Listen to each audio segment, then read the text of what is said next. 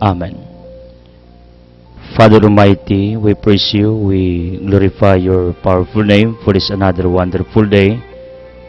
I ask pardon, apology, forgiveness for all our transgressions and trespasses. Father, I pray for our church authorities, our government officials, San Miguel Cable Network, Radyo Hagna, DTV Cable, Ubay Radio Ubay, Bol Cable, TV Valencia, our Bantay Kalikasan Radio in Mayana, our different towers, hookups, frequencies, local and satellite, panalangin ni Amahan, our staff, management, with Boss John Daniel and the Board of Directors, with Boss Ligaya and their businesses, with the GD Kaligan Foundation Incorporated. Father, special intention for our benefactors, donors, advertisers, supporters, the people who work with me at the back of the camera. Pilo-pilo nga pabor, panalangin, grasya, bendisyon. Father, bless Althea businesses with my loved ones, Alma and Thea, and the closest to me, Father. I pray ng tanan nga nagpatingog sa telebisyon, sa radyo, sa internet, nagsunod sa pamantalaan, can feel your healing presence sa ilang kasing-kasing. Panalangin ni Amahan. Father, bless our dreams, projects, advocacies to be fulfilled according to your will. In Jesus' name of Nazareth, I claim and declare for the resolutions of all our curses, bandages, sicknesses, troubles, hatred, anxiety, fears, worries, Father, dissolve it. As I pray, Father, that you may extend your healing touch one by one. Labi na sakit sa utok, matalong baba, liyo kasing-kasing, sa tisabaga sa kidney, reproductive organ, tanan ginong na paralyze, head to foot, Father, please restore, redeem our good health. In Jesus' name, Veni Sanctis Spiritus, come Holy Spirit, empower us, enlighten us, comfort us. Santa Maria San Jose, sa Merkangil nga tanan, Tori Padua, Padre Pio, San Vicente Ferrer, San Roque, Tamas de Agustin, Roy Maria Escriba, Chofilo Camumot, Pula Antone, San Pedro Calungsod, San Lorenzo Ruiz, all saints, Barabos, blessed, please pray for us, be with us, in Jesus' name, Amen. Ang atong Ebanghelyo karong adlaw sumala ni San Lucas, Kapitulo 11, Tantay City, ngadtog 41. Gisaway ni Jesus ang mga Pariseo ug ang mga magtutudlo sa balaod. Sa nahuman na si Jesus og sulti, may usa ka Pariseo nga midapit kaniya sa pagpangaon, busa. Miadto siya o nakigsalo kaniya. Natingala ang Pariseo sa pagkamatikod niya nga wala mangunaw sa Jesus sa wala pamukaon. Tungod ni ini, mingon ang Ginoo kaniya. Kamong mga Pariseo naghinlo sa gawas nga bahin sa tasa ug plato, apan ang sulod ninyo puno sa pagpanikas ug kadautan. Mga buang, dili ba ang Dios kamaoy nagbuhat sa gawas nga bahin mausab ang nagbuhat sa sulod? Apan ihatag ang anaa sa inyong mga tasa ug plato ngadto sa bakabos ug mahinlo ang tanan alang kaninyo. Today we are remembering Father Damien de Buster, born as a Roman Catholic priest from Belgium and member of Congregation of Sacred Hearts of Jesus and Mary, a missionary religious institute. He won recognition for his ministry in 18th century in the Kingdom of Hawaii to people with leprosy. After 16 years caring for the physical, spiritual, and emotional needs of those in the leper colony, Father Damien died of leprosy. He was described as a martyr of charity. Legacy: Saint Damien was not afraid to take care the lepers, although he knew nga kining leprosy can be transferred, pwede siya matakdan sa maong balatian. Communicable disease ang leprosy. Although he knew, he continued until he died also with leprosy. People mao ni giingon kung sa patalim ka na buhay, sa patalim ka rin mamamatay. Kung sa armas ka na buhi, sa armas ka mamatay. Kung unsay imong gikabuhian, anha ka mamatay. Magdutudlo, mamatay sab sa pagpanudlo. Ug mao ni ang akong giampo nga mamatay unta ko isip usa ka alagad until my last breath, no matter what will be the happenings, consequences, what will be the future in the long run of our journey. I am praying to our God that I will die in preaching, in doing His will, in serving you. Why? Tungod kay mao ni ang nindot sa kinabuhi, namatay ka sa unsay imong gibuhat nga maayo dinhi sa kalibutan. And it is awkward to know that you died sa dautan, you are assassinated because of bad doings, because of illegal things, namatay ka in doing the wrong things. That's awkward, that's bad. Ang pinakanindot, gipakamatya nimo ang imong gibuhat. Mo ning gibuhat ni Saint Damian, yang gipakamatyan ang iyang pagkapari, ang iyang pagkatiman sa mga gisangla, kay bawsang takdan siya, pero for him, it's okay. As long as he believed during this time, during those moment nga ang iyang pagatiman sa mga giliper, it was done to God. Sa mga dunay leprosy, it was done to our Almighty Creator. In other words, kung Mother Teresa of Calcutta principle, Jesus is disguising to the image of the poor. Nagtakuban si Kristo sa dagway sa mga kabus. I know, I am presuming, speculating, mao sa ning prinsipyo ni Saint Damian that Jesus is disguising in the image of the leper, of a certain leper. Mao na kinigid ang mga abandon, mga kabus, atong tagaagpansin because who knows nga ang Ginoo nagdisguise sama ni ining maong mga tao sa atong palibot. Mawita nang iyong sa Hebrews chapter 13, pagbantay mo sa inyong mga bisita, tingaling anghel lang nagtakuban, because even angel can transform, nagdisguise. Likewise, ang Diyos magdisguise usab sa dagway sa tao. Maunang parang Saint Damian, ang pagatimas mga gisangla, sa mga iyaning gibuhat ngadto sa Dios. Saint Damian, iampo mi to become like you, may gugmaos mga masakiton, wa mahadlok sa kamatayon. Iampo mi kami na mga sakit sa lawas kalagasing kasiguna-una. In Jesus' name, Amen. Hallelujah. Power line for today, I am thankful to all those who said no. It's because of them I did it myself, according to Albert Einstein. Nagpasalamat siya sa mga tao nga miingog, di ko o di na ko kaya. Mga taong negative, mga taong ayaw, mga taong hopeless, mga taong doubtful sa ilang capability. Kay matod pang Albert Einstein, not mistaken to the exact pronunciation, tungod nila, I did it myself.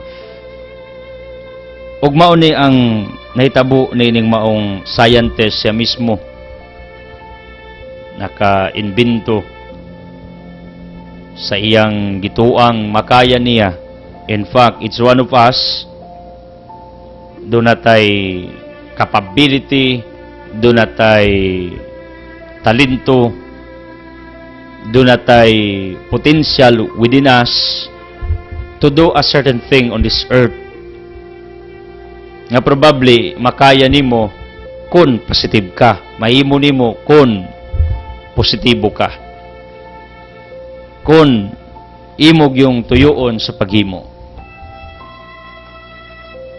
Mao sa ning akong prinsipyo, because I know not only people have this guts, have this courage to preach the gospel using modern technology, spending thousands and facing you people. And you know what? The hardest thing of what I am doing, my episode is replayed many times in other channel. In other words, ang akong giwali, di mairis kay i-replay man ni sa laing channel. Magbalik-balik ni.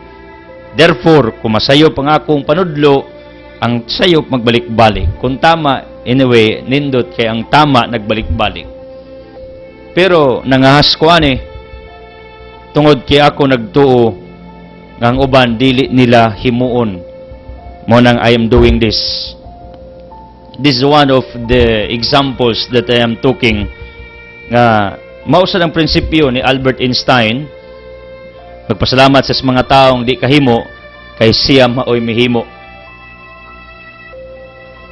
Even our farming, if you can come to our mountain, to our place where development is ongoing, di mo ma-imagine nga ang muto, kalasangan, ang wagi kwinta sa nang labay ng mga panahon, it is now turning into a very beautiful place. And I know someday somehow you can visit us sa Altia Farm. Bisan ng mga tao dito are amazed tungod kay wa gid sila magdahom nga mahimo nato ang pagdevelop niini, pagtanom og daghang mga tanom kay kalasangan ni nya kinindapita wa gid ni hitsura sa nanglabayng kapanahunan. Sa among dapit way nangahas, pero nangahas ta. Mao ni nga akong hagit sa matag usa, kung akay gustong imuon, do it. Ayaw kalisang, ayaw kahadlok aron nga matuman ang imong mga damgo sa kinabuhi. Thank you for joining us, past givers, and I pray for our present givers to continue joining us, and I feel newcomers to join on this ministry, and I pray for more. Thank you to Mildred Aguilar, keep praying for Jamil Milani Mills and Bril, Asteria Dotarot, Raimonda Luxin, Bin Mulang Cafe, Nitsam Ting Cellphone Logicas Padala, Felix Bonifacia Riwa, Rustico Pergina Galamiton, Turalba Sisters, Rico Mila Asibi sa Parlo sa second floor, Joseph Catherine Ranyen, Cecilia Galindez in courtesy of Adelimit, Boni Bobby Libira, Gita Galulo, Manuel Ilnakang in courtesy of Bibilicciones with Jinjin II, Jonathan Aaron Irabon. Thank you for buying our song. Bisaya nga kanta sa akong higala si Michael Matsilos. Then Quarry Store of Luok, and I saw this morning kay Tony Madira o Pahina usas tong aligi. And I am extending my gratitude also to Bilyong Motor Shop, supplier sa Nisya Construction Materials with RG Hardware of Kandihay, ang atong supplier. Thank you. O sa Asibis family, doon itong studio. Ilang anak, niabot from Japan, niya, di magita malimtan, na ginastay gasa for us. Thank you so much. Ang Altia Litson Manok, kami lamang ang pwedeng mulutog ulos baboy wherever you are. Just come here in Hagna. Tungod kay kapable ang atong equipment. O we are trying to serve you fresh cooked chicken. Kanag yung bagong luto ba? We are trying. And muluto tag manok, pabo, pato, o limpo. Inyong karne, kami luto. We have also pure tablia at Altia Busy Center, natay groceries, isnakan, Nya nobinahan, nya this book is available at Altia Religious Section. Try to look, Miss Sammy Bernados ang atong in charge. O Boss John Daniel expresses his gratitude to all of you for continuous support sa network nato and coming businesses related to our network. And also, he informs everyone of us nga ang atong tower based in Laka is now upgraded to deliver more signals to remote areas. Kumbaga, gipakusgan. Mao nang malipayon kita tungod kay mikusog og samot ang atong signal.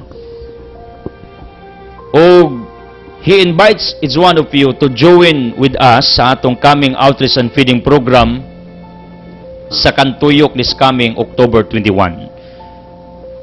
Taga Kantuyok, please be reminded, October 21 is the official day of our coming outreach and feeding with our team.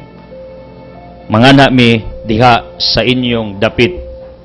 O nang iampo ninyo ang atong umaabot nga dakong event sa mga estudyante o ginikanan sa Kantuyok Elementary School, Barangay Kantuyok, with their barangay officials, na hopefully inyong pangandaman ang among pag-abot, o mga benefactors kanyo contribute even 1 kilo, 1 lata, 1 noodle, or 1 what they call pack of good nga atong ipanghatag ngadto sa mga batang kapuspalad. Just drop here at San Miguel Compound. Look for our staff nga mo receive ni ana.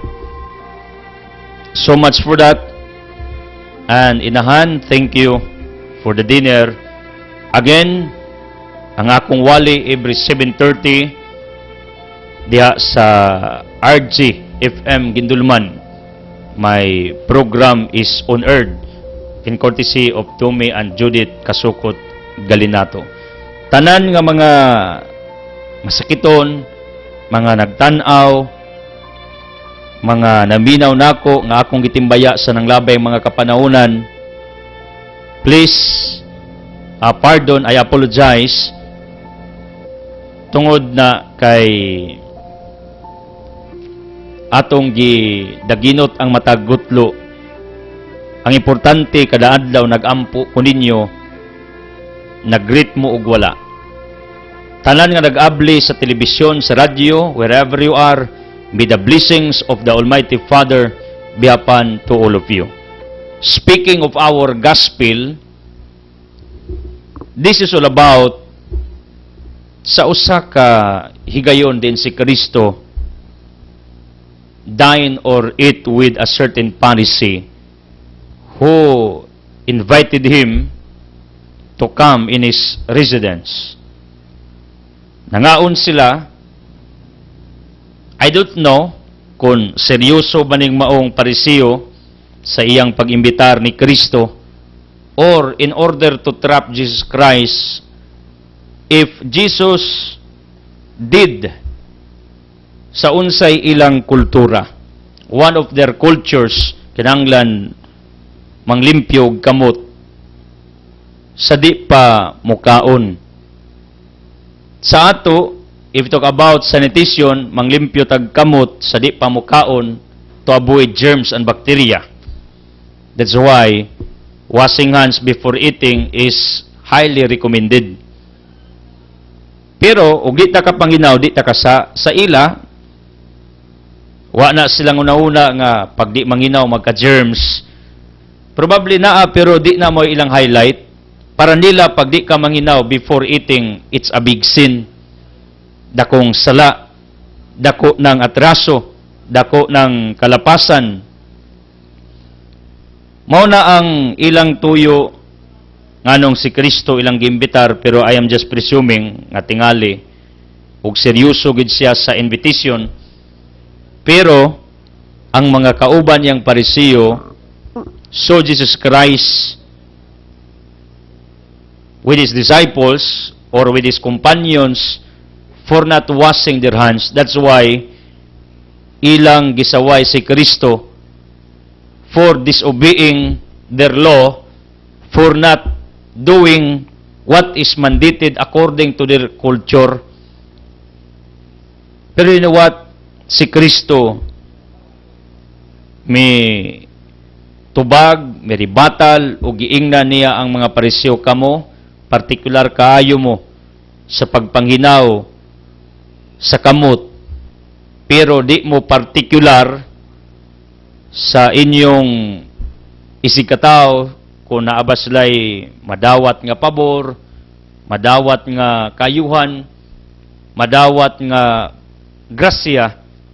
In other words, gi-question ni Kristo nga sila, mga Parisiyo, labihan sila kamitikuloso sa pagpanglimpyos kamot. Pero, naay dako nga kasuguas Ginoo ang pagpanghatag, wala nila tagda. Wala nila panumbalinga. And you know what? In our day-to-day life, we must know on how to distinguish small things and big things, less important things and in great importance of a certain thing, or big importance of a certain thing in our daily journey. Kaya if talk about our gospel, ang mga Parisiyo, they were particular on small thing, but never on big or bigger things sa ilang kapanahonan. Ang ilang gi-focus, pagpanglimpyog kamot. Pero wa sila magtanaw na pay greater ana ang pagkamangyatagon, ang paglimos, ang pagtabang ni adtong gigutom. Kailang kultura, hinawg kamot, manglimpyog tasa, plato, ingana sila kamitikuloso. You know what? In our day-to-day life, we experience also sa atong tinuod nga kinabuhi, and I know you can relate to what I am speaking, nga daga nato, we focus on small things, we focus on nonsense things, we focus on small and less valuable things or less in value nga mga butang sa atong kinabuhi, instead focusing on big things, on greater things, sa nindot nga posible nga imong mahimo. Because sometimes we don't know how to distinguish, maglisod ta og siha, unsay importante ug unsay gamay rang importante sa atong adlaw-adlaw nga kinabuhi. And I am sure that there are many of us nga naka-focus, our minds are stuck, are focused on less value nga mga butang, on less or lesser nga butang sa atong kinabuhi, not so important matter mo ang atong gikabisihan, mao ang atong pirming gidaginot, mao ang atong pirmi nga gikatrapan. I saw a movie, Entrapment. There are times, instead doing a big thing, important thing, ang atong nauna og kinabuhi nakapokus na sa hinungdan. Mao nang everyday sa putunta, kita lang tagamay abog stong balay, kita tagamay kalat, gamay nga disarrangement, daga nato muriak, masuko, nganong wa ni ma-arrange, kanong nay abog, nganong di limpyo. Kabalo mo, ako baya po ng weakness, pero I'm trying to recover from this weakness. Kay ngano, sometimes na importante mga butang nga mas angay himuon, di na to mahimo tungod kay natrapta ni ining lesser in value nga mga butang nga pwede untang atong ihikling, pwedeng di sa nato buhaton, pwede nga ato sang ipaugma, pero daga nato ang importante nakaligtaan, wa na matagad, kay ang atong gifocus ang wahinungdang mga butang. Do you agree with me that we are doing it?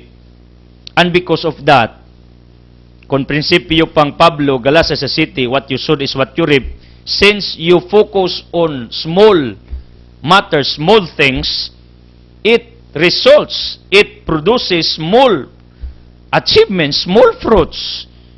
Mao nang everyday, ang atong fruits, ang atong bunga, ang atong gihaguan, gagmay rasad ang abot, gagmay rasad ang igo, gagmay rasad ang atong napala, Ngano? We focus on that least in value, small things, not so important things. Kayon sa imong ipugas mo yung anihon. Pero if you will change your perspective in life, if you will change your focus, if you will change your minds, your hearts, mo focus na ka pinaka-importante, mo focus na ka sa unsay angayan, mas daghan kag abot, mas dako kag mapala, you will produce more fruits out of your labors. Ngano tungod kay importanteng mga butang ang imong gibuhat sa imong kinabuhi. In other words, kiding mga gagmay mga butang, mauni ang enemy sa mga dagkong achievement, supposed to be nga atong makreate matag-adlaw. Supposed to be nga atong mahimo matag-adlaw. The real enemy of your big success is your small success. Why? Because you focus on small things. Because you are attached to small successes sa imong kinabuhi. Instead, you will value, instead you will focus on big successes, big fruits, more fruits sa imong kinabuhi. And listen to me, the big enemy, ang pinakadakong kaaway sa imong success, big success, is your small success. Because there are people nga natrap aning small successes, natrap aning mga buhata, natrap aning ginagmay ra og igo, natrap aning ginagmay ra og abot. You know what? In the past days, in the past months, past years, I am stuck with our little businesses. Unya, along the road of my journey, naka-analyze ko nga kining maong gipundar nato nga negosyo, ginagmay ra magilig abot. And sometimes my heart, my mind, sakto ginang giingon sa Matthew chapter 6, 19-21, kung asa imong bahandi ito imong kasing-kasing. And you know what? In the past years, in the past days, I was stuck. My heart was attached to this. But along the road, when I realized, I told a certain person, please handle our little businesses because I want to focus on big things like this ministry. Dako kaiding buhat mo nang I need to focus on this. Unya, I have also a vision in the long run of our destination ng atong farming will produce more income, more fruits, more assets, more resources. That's the reason why I changed my mind. Instead focusing on these things nga igo ra ang resulta, I focus on big things. Sa mga butang nga nagtuo ko nga dako og impact not only to me but to the people. Like our ministry, I am focusing on this right now. Kaya nga itong mga ginagmay negosyo, ato namang pahold nag-uban para nga ilang mahandol. Kaya kung adto ko mag-focus, di na nako matiman ang pinaka-importante nga butang sa akong existence nga mao ang pagwali sa Ebanghelyo, ag magmantala sa maayong balita. And then, you know what? Ako sang gi-focus ang farming tungod kay mauni ang akong gituan nga daghan kog abot sa maabot nga kapanawnan. Tungod kay I am now doing intercropping sa agricultural farming nato. Intercropping means usa ka luna daghang tanom. We're trying to develop like that. Tungod kay daghang tanom ang usa ka lugar, daghan og bunga kung tugutas Ginoo. Ya, daghang income. Ang point lang nako, my dear people, nakasuway ko nga akong kasing-kasing una ang akong adlaw, akong gi-focus sa mga ginagmay ra nga butang. Instead doing a big thing, during that day, wa na ko mahimo. Kaya na-trap ko aning gamay nga butang. Ingani ang Ebanghelyo.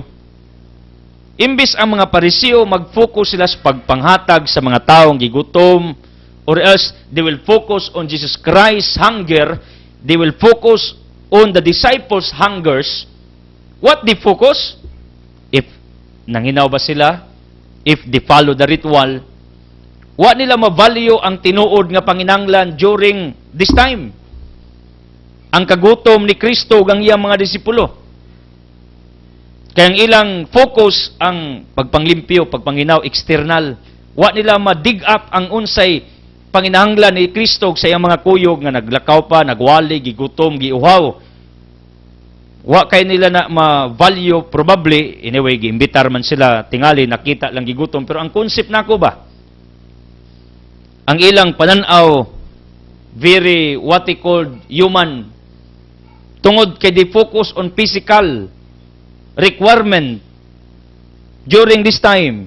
Pero wa gid nila ma-dig up, makita ang internal needs ni Kristo sa mga tinun-an nga gigutom, giuhaw, they need rest, they need shelter during this time.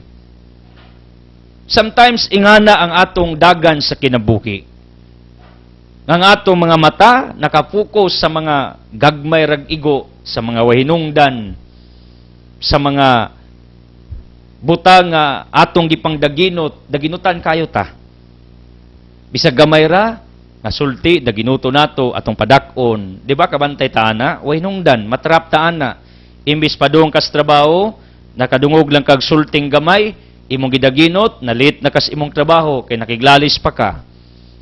Imbis padung ka mo duty, nalit ka, kay nakakita lang kag disarrangement sa imong balay, nga pwede pa inig-uli na i-arrange, wa ka pugong sa imong kaugalingon, you arrange it first before going to your duty, nalit ka. Mao ni ang mga nahitabo nato, tungod kay imbis sa dagkong mga butang ta, dagkong achievements, dagkong fruits, dagko nga mga successes, mo focus para dagko sa tag-abot, para nindot ang atong kinabuhi, diata sa mga gagmay, mga butang, nakafocus, nakasentro ang atong pananaw.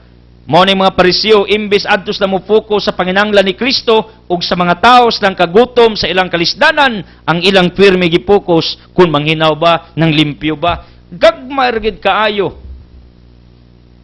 ang ilang gi-focus sa kinabuhi nga valuable para nila. Small things ra, lesser in value, not so important. Instead, looking to the bigger side, to the bigger picture or image sa ilang kapanahonan, they look at the small side sa mga nonsense or else sa mga lesser in value. And you know what? We are doing it many times sa itong kinabuhi. Imbis mag-focus kag unsay tama, mag-focus kag unsay dako, mag-focus kag unsay daghan imong mahimo, mag-focus kag unsay success nga dapat nga imong i-focus, tuwa ka small successes, small things, wahinungdang mga butang.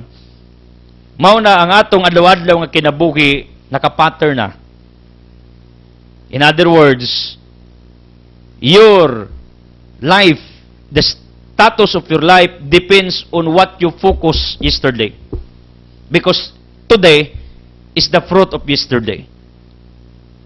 Unsa imong gibuhat gahapon, mubunga na karon.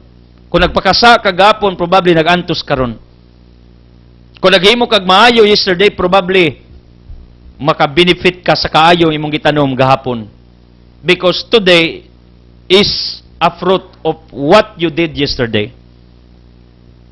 And what you will do today will bear fruit tomorrow.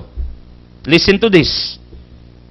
Meaning, kung gahapon naghimo kag daghang maayo, nag-focus kag unsay tama, big achievements, big successes, you will speak. You will expect nga karong adlaw muani ka niini or in the near days to come ug daghang mga butang. Pero gahapon naghimo kag waynungdan, ginagmay ra, then what you will expect, wala. Ginagmay ra usab. Mao na your status depends on what you did yesterday. Mao na ang atong kinabuhi, ordinary pirmi, lisod ta, kakatuka, igor kita makakaon, makabayad sa utang, then day by day, we are struggling financially, we are in crisis, we have problems, naligos utang. Ngano? Tungod man na si mong focus, nga di araman kas mga gagmayng butang, insi mo focus kas mga dagkong butang sa imong kinabuhi, importanteng butang para imong utang mabayran, aron mo earn kag dagan, aron makakita kag mas dako nga opportunities, privileges, maka-earn kag mo resources sa imong kinabuhi, wala man na nimo mahimo. Mao na ang imo rong estado day by day along your journey in life is still the same, meaning your status depends on what you did yesterday or depends on what you do always constantly. Meaning Your future depends on your focus. Kung ginagmay rang butang imong gi-focus, ayaw pag-expect that you will have a big future. This is the logic. Do not expect that you will have a brighter future then ang imong adlaw-adlaw kinabuhi, naghimo kag ginagmay, way nungdan, nonsense, because you are trapped in doing it. Kalos ang ka mo expect og bigger picture sa imong kinabuhi, bigger image, bigger future, brighter tomorrow. Kung nahibaw ka nga day by day naghimo kag daghang butang nga maayo, dagko mga butang, importanteng mga butang. Nahibaw ka unsaon pag-distinguish ang way hinungdan ug may hinungdanon. Unsaon pag-distinguish, pag-ila, pagsiha sa small success ug big success.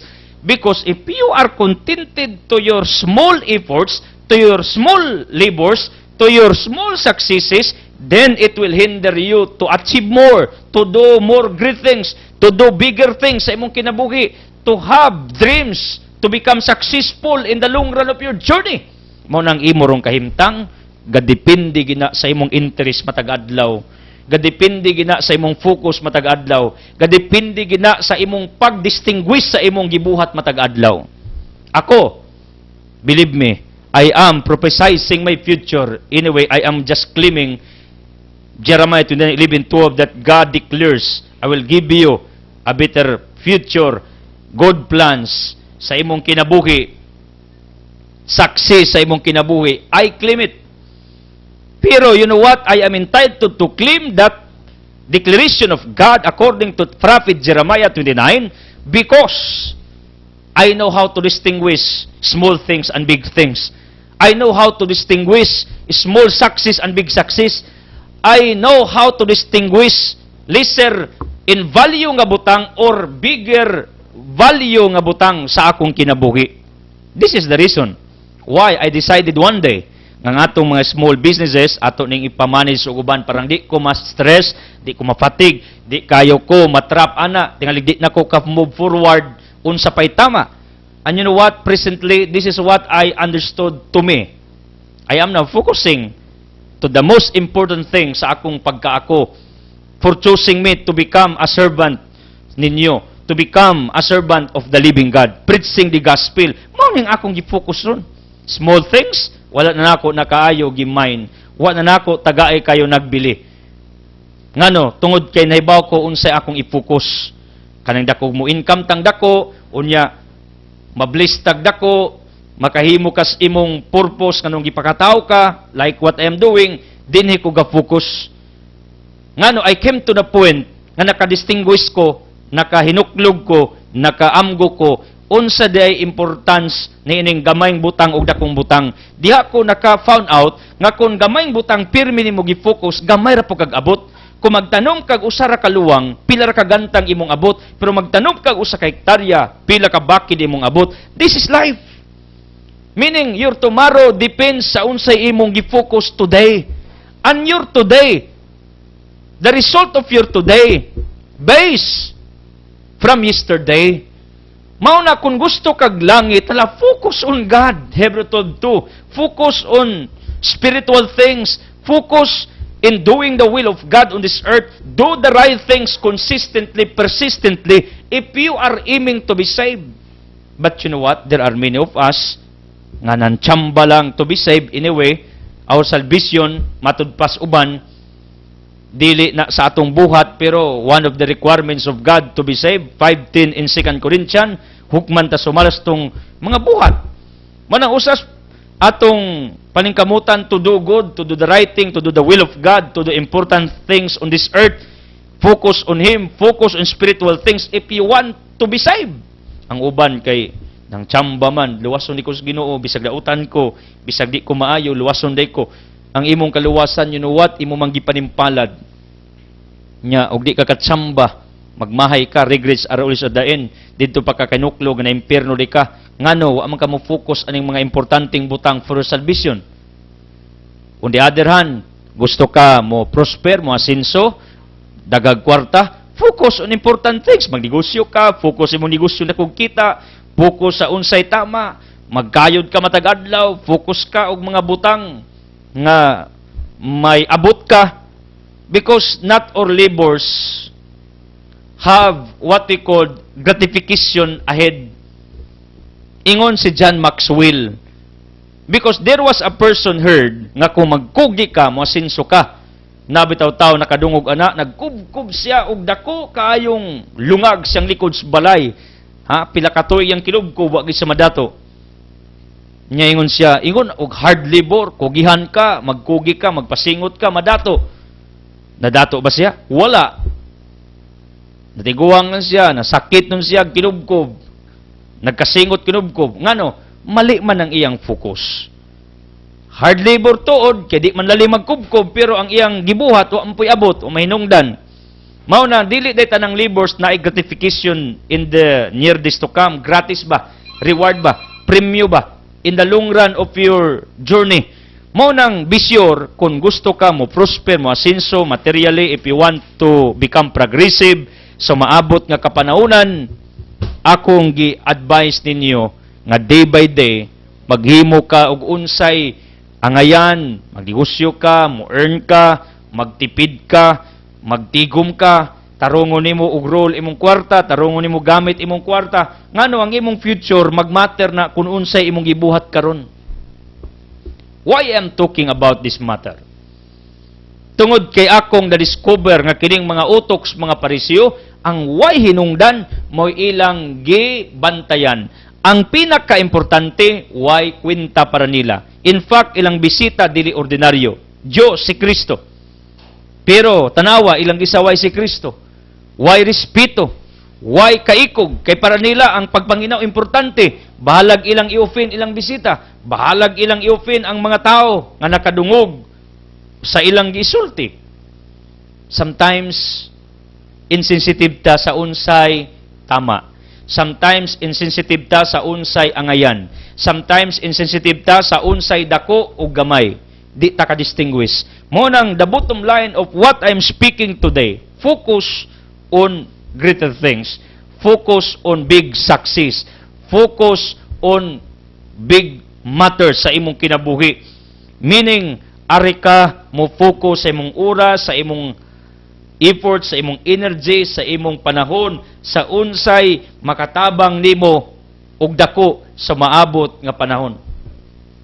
Mao na kanang pakiglalis, it has nothing to do. Kanang imong pagkatabian sa wahinungdang mga butang, it has nothing to do. Ang imong pagkadaginutan sa sipyat sa uban, it has nothing to do sa imong future. Wa ginay ikatabang, wa ginay ikatampo. Ang imong pagsigi og panglimpyo ras imong balay imbis mangita kag dakong abot, ang imong utok kada adlaw na ragis balay. Nya way abot.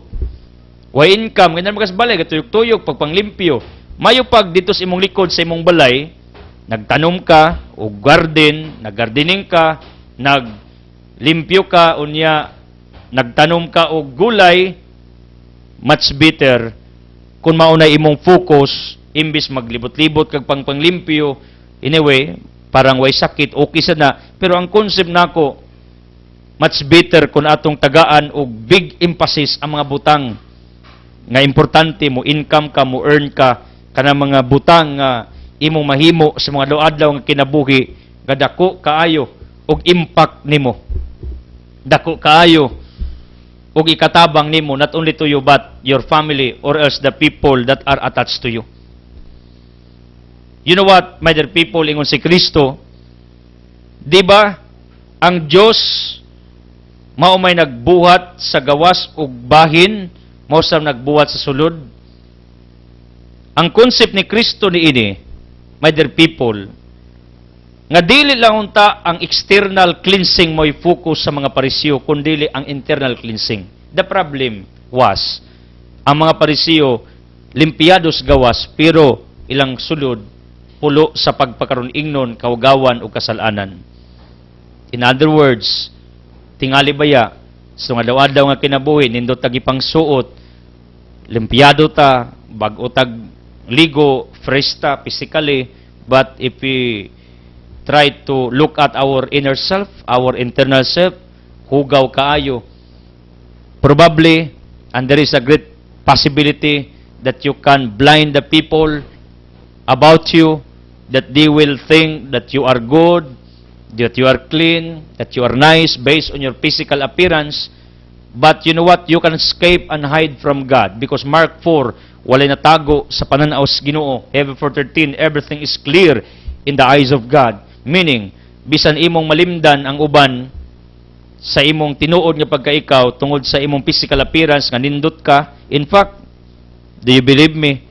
Daghan road nga mga nagdag syabo, mga siksi, mga gwapa, mga gwapo, naka-necktie, naka-Amerikana, like me, disinte kayo, pero mga drug lords di ay. Do you see that on television?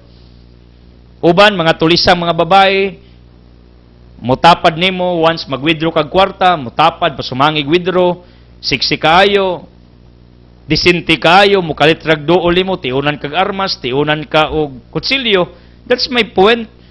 Nadaga nato sa physical appearance, disinte, nindot, pero ang kailadman, hugaw, dautan. Hopefully, dili unta ingani ang atong kinabuhi. There must be what he called kanang parallel or parallelism between your inner life and to your outer life. Probably, nauntay pagka-coincide, nagmatch, nagsibo ang imong internal self o outer self. Ang saway ni Kristo sa mga Parisiyo, ang ilang inner self is not coincide, is not match, is not parallel sa ilang outer. Ilang outer, limpyado sila, nindot suot, limpyo, disente, murag santo, murag santa, pero ang sulod, hugaw, daga nato ingani sa matag adlaw. Mao nang ang atong himuon at this very moment, let's try to reflect. As you hear what I am preaching, try to examine your inner self. If it is coincide, if it is much parallel sa imong outer life. Sibo bang imong within sa imong gawas? Sibo bang imong gawas sa imong within? Kung limpyo ang imong gawas, supposedly limpyo ang sulod. Kung limpyo imong sulod, it follows supposedly nga limpyo sad ang imong gawas para nindot. Pero para nako, bahalag di kay limpyo imong external. As long as limpyo imong internal, that is a big deal for God. Compare sa tao nga limpyo sa gawas pero hugaw ang kailadman, itom ang kalag tungod sa kasalanan, sa pagtakuban, pagpakaron ingnon og kadautan. Ang Ginoo nakakitaana, pwede ang tao imong limdan, pero ang Dios di nimo pwedeng pagailaron tungod kay nakita niya ang tanan. This is the point. What to focus sa atong duha ka imahen sa atong pagkatao, inner self and outer self. The invisible self or the literal or physical, the visible self. Now, in our day-to-day life, there is a big question that is being raised every now and then. Sa kadaghang mga tao sa kalibutan, unsa may pirming gi-focus? The invisible life, invisible self, or the visible self? Daga nato, most of us are focusing on our visible selves, visible life, external or physical aspect. We forgot our internal aspect. Mao ni ang akong point nga mahibawon ta unsay atong ideal sa atong kinabuhi. Nahibaw ta nga doon natay duha ka bahin, Ecclesiastes 12:7-9, lawas og kalag. Mao na ang gustos Ginoo, mahibaw tag asay mas importante nining duha ka bahin, lawas ba og kalag? I'm not saying ang usa mas importante, ang usa dili. No. Parehang importante ang atong kalag, ang atong lawas. Pero ang concept nako, asa may gitagaan nato big importance in our day-to-day life. Then, after answering that, you have this credential, you have this title or credibility to say that you will be in heaven after this life. After answering my question, makakonclude kag asa ka padulong. Asa may mas dako natong gitagaan og importansya, lawas, kalag. Daga nato, lawas lang, pasagdang kalag. Anyway, there are people nga na-balance lang life. Ilang kalag, yati man, ila pong lawas, mo ni gustos Ginoo. Na si mga tao, nga dili kaayo nila na focus lang physical image, pero devalued so much sa ilang kalag, kana mas importante na para sa Ginoo. Pero mas nindot og ato ginang na balance atong kalag, atong lawas, atong giatiman. Pero daga nato mo claim to be in heaven after this life, pero we neglect our internal life, we neglect our souls, we neglect our spiritual aspects sa atong kinabuhi. Mo na yun si Kristo ang nagbuhat sa sulod og gawas, ang Dios. Because of that, gusto ni Kristo nga balanse ang kinabuhi. If we are doing physical cleansing, let's cleanse also our inner. Believe me, people of the living God, for watching me daily, for following this ministry, for always accepting the gospel of Jesus Christ, you are cleansing your individual soul automatically. You are cleansing your minds. You are cleansing your hearts because of the words of the living God. Tungod kay kining pulong sa Ginoo, cleansing ni. John 15, ang pulong sa Ginoo makalimpyo. In fact, God said in John chapter 7, our God is a living water. Therefore, His words are also living water na nagdagayday every day ug atong nadungog. Kung anha kas nagdagayday nga literal nga tubig, you will be cleansed physically. Likewise, if you are absorbing, if you are taking a bath every day by listening to the words of the living God, that is the same that you are cleansing your internal life, your internal aspect, your spiritual aspect, your individual soul. Mao nang nindot tining inyong gibuhat for watching, for listening. Inyong natagaan og importansya ang inyong kalag. Inyong nalimpyo ang inyong kalag. Inyong natabangan yung kalag nga malimpyo. Di lang ang inyong physical. Mao ni ang gusto sa Ginoo, a balanced life. Nga dapat magpuyo ta ngang duha kabahin sa atong kinabuhi, ato gyud ning ibalanse lawas ug kalag.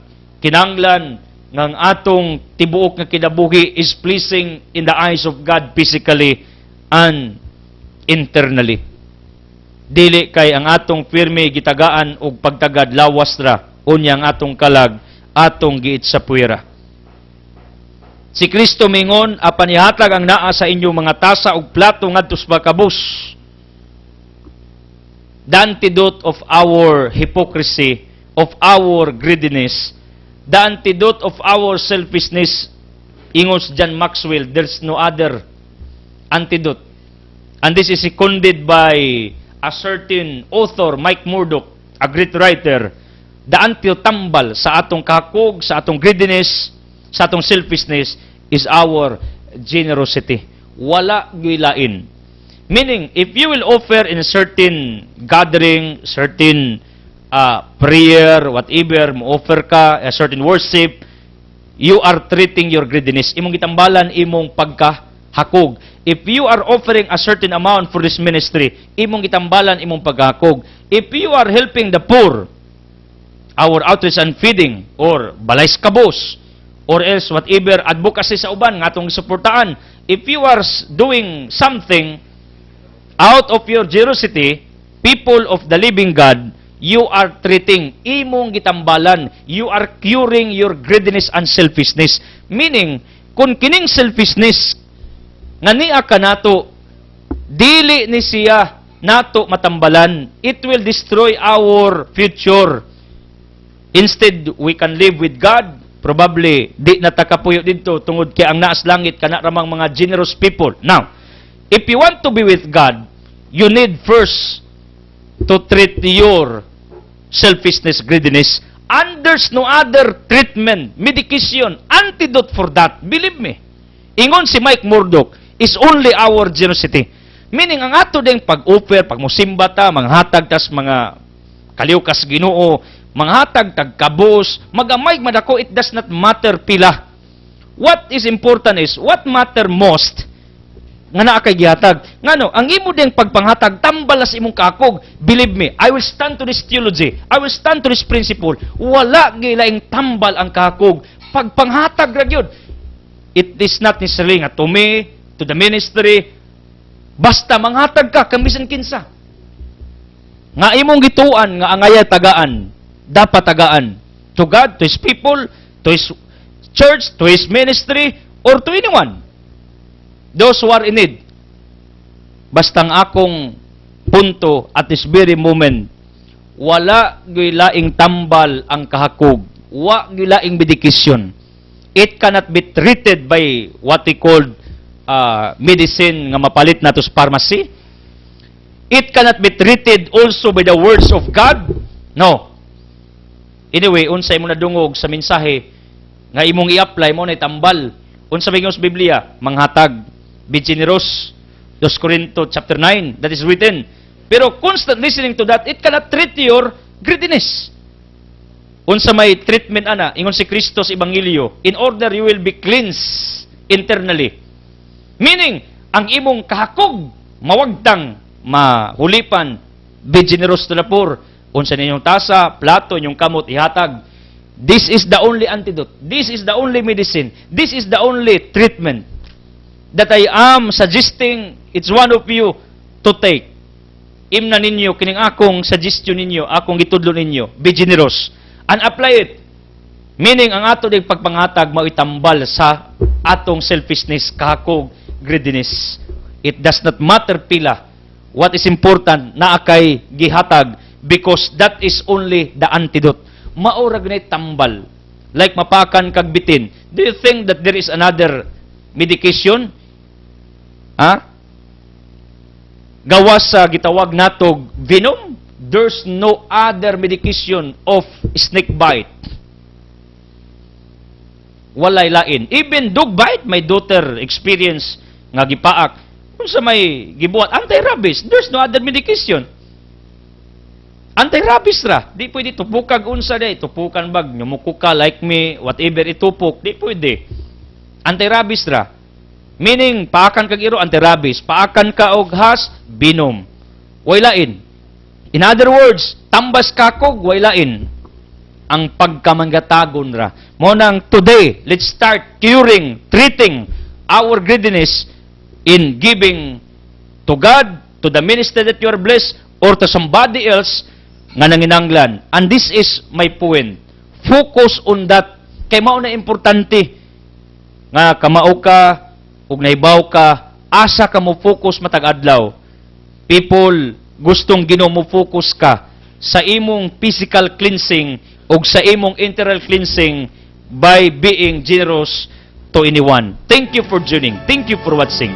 I don't want to close this broadcast without giving you an opportunity to make Jesus as your healer, provider, the source of miracles nga inyong gikinanglan sa inyong kinabuhi. Kung magampo nga unta, makapokus mo sa dakong butang o dili ra sa gagmayng butang. Ako magampo that you can balance your life physically, internally.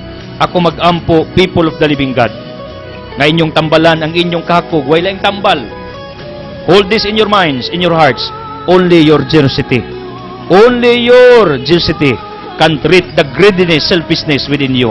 As I declare healing, miracles, blessings, enlightenment in Jesus' name with the Holy Spirit, but sa pag-ampos malgabiring Maria. San saman sa anak, sa Espiritu Santo. Amen. The word has been furnished to it. God loves you.